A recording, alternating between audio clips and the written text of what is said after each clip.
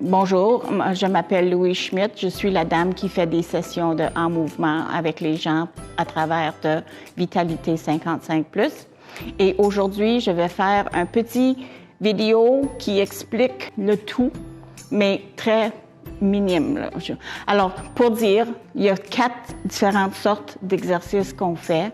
Et ce sont le réchauffement, les étirements, la flexibilité, le ballon et ensuite, on travaille aussi le cerveau. D'abord, quand je parle de réchauffement, c'est juste des gestes où on bouge beaucoup pour réchauffer le corps, qui nous permet après de s'étirer sans se blesser. Et ensuite, on fait aussi des activités pour nous aider avec le ballon. Parce que la raison pourquoi on a en mouvement, c'est pour aider aux gens en vieillissant de garder leur flexibilité et d'être capable de continuer à faire ce qu'ils veulent. Mais on oublie des fois que le cerveau aussi a besoin d'exercice.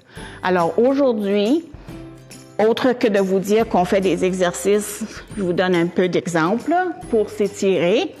Aussi, on fait des exercices pour le cerveau.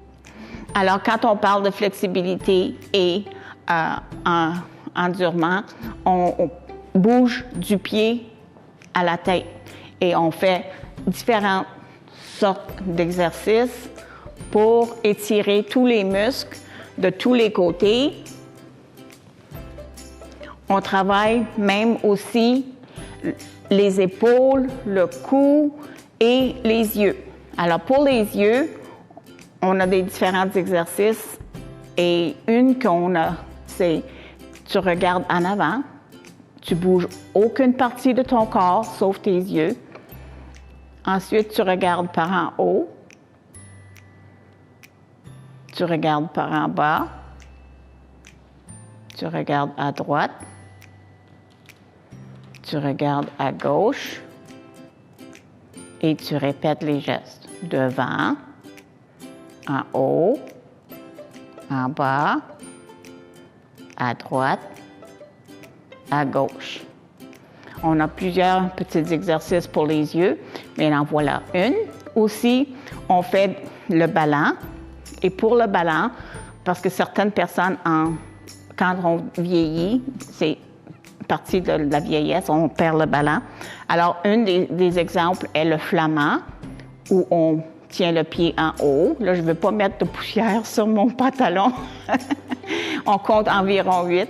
Et parce que normalement, tu mets le pied du long de la jambe et puis on compte jusqu'à 8. Avec un mouvement, il y a un chiffre 8 pour les exercices. Ils nous disent 5 c'est passé, 10 ça peut être trop, alors on s'arrête à 8. Aussi, on fait des exercices pour le cerveau. Alors ici, c'en est une que on fait la lettre V, la lettre W, et ça prend de la concentration pour ouvrir les doigts de différentes façons. Plus compliqué encore, c'est quand on prend le pouce et le doigt majeur de une main, on prend le pouce et le doigt l'auriculaire de l'autre main et on les marche. Maintenant, je suis à la droite et je marche du côté gauche.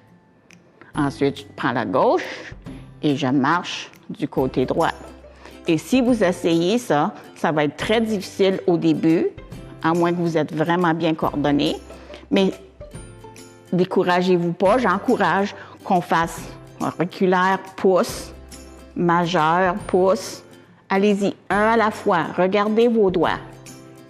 Et éventuellement, ça va être ancré dans votre cerveau et vous allez pouvoir faire de plus grande vitesse. Un autre, c'est, j'appelle ça les essuie-glaces. Le pouce est sorti et l'auriculaire est sorti. Là, les deux vont du côté gauche.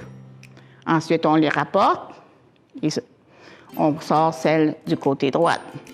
Et ça aussi, au début, réfléchir, le pouce entre, le petit doigt entre, le pouce sort, l'auriculaire sort et allez-y lentement.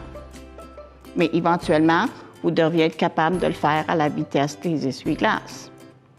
Un autre qui est un peu embêtant, mais encore plus difficile, je crois, c'est de se concentrer à faire un cercle avec sa main droite et un carré avec sa main gauche.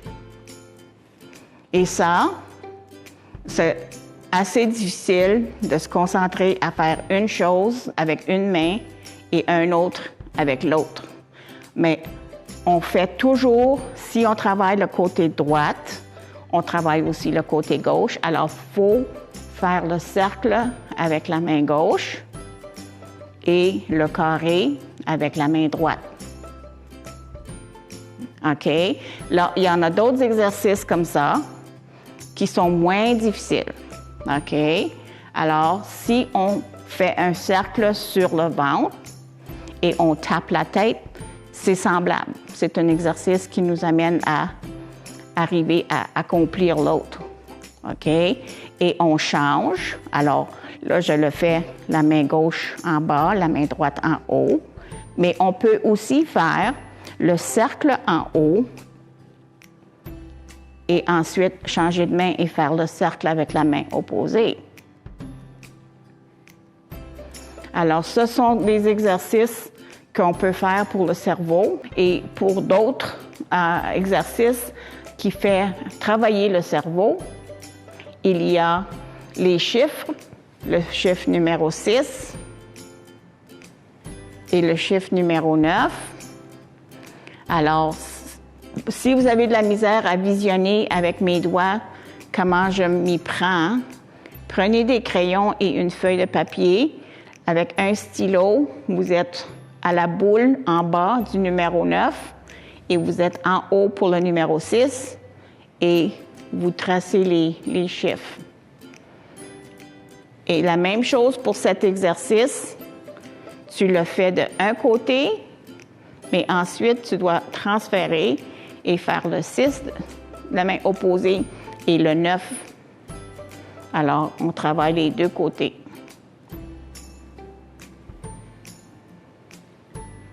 Il y a aussi qu'est-ce que j'appelle le 8 logométis, parce que le 8 est couché. Alors, tu as une main, on est au bout gauche du chiffre numéro 8 et on s'en va vers la droite et on fait semblant de faire le chiffre numéro 8.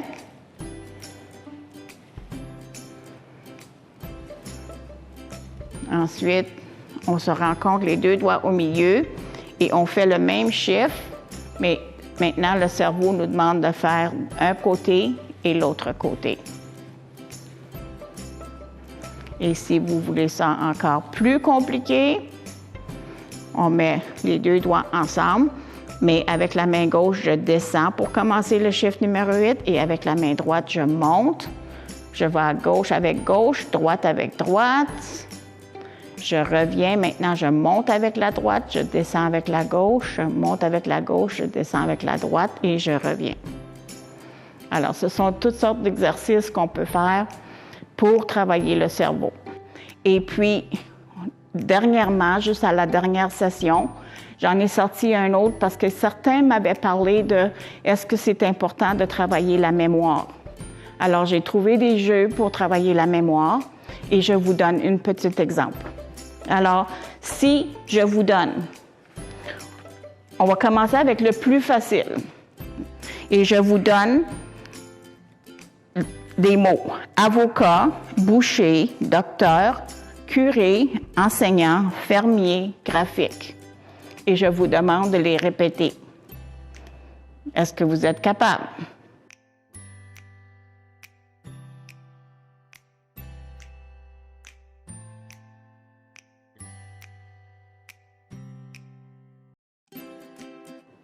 Et puis, ceux qui ont essayé font quand même bien.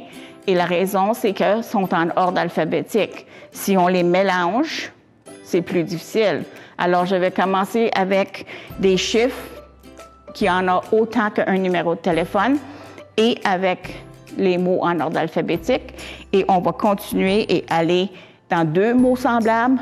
Alors, je répète 4 fois, ça fait 8 mots. Et aussi des mots très difficiles.